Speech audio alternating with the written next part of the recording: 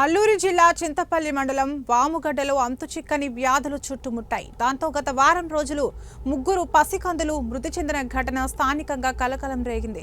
విషయం తెలుసుకున్న ఎమ్మెల్యే మత్స్యరాస విశ్వేశ్వరరాజు ఈ ప్రాంతాన్ని సందర్శించారు. కాగా స్థానికంగా ఉన్న చింతపల్లి ఏరియా హాస్పిటల్లో సరైన వైద్యం అందడం లేదని తెలిపారు. ఆ మేరకు సరైన వైద్యాన్ని అందించాలని ప్రభుత్వాన్ని కోరారు.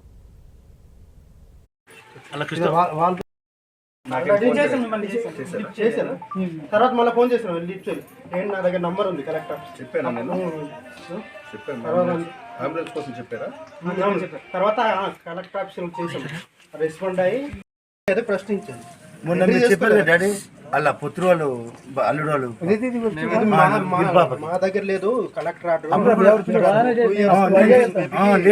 లేకపోతే రాదు బండి అవకాశం ఉంది. కలెక్టర్తో మాట్లాడమంటారు. రిక్వెస్ట్ చేస్తే నేను బండి పెట్టాను. ఉన్నప్పుడు అదే పరిస్థితి రాజు అలా పైన బేబీకి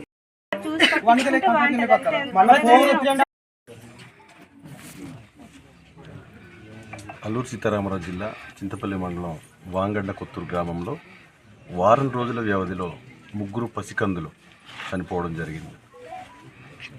వీటన్నిటికీ గల కారణం ఏంటంటే ఈరోజు చింతపల్లి ఏరియా హాస్పిటల్లో సరైన వైద్యం అందక వీళ్ళని రిసీవ్ చేసుకునే పద్ధతి సరిగ్గా లేక వీళ్ళందరినీ కూడా బాలింతల్ని విశాఖపట్నం కేజెచ్కి ఒకరిని తరలించారు. మిగతా వాళ్ళు గ్రామంలోనే చనిపోయారు.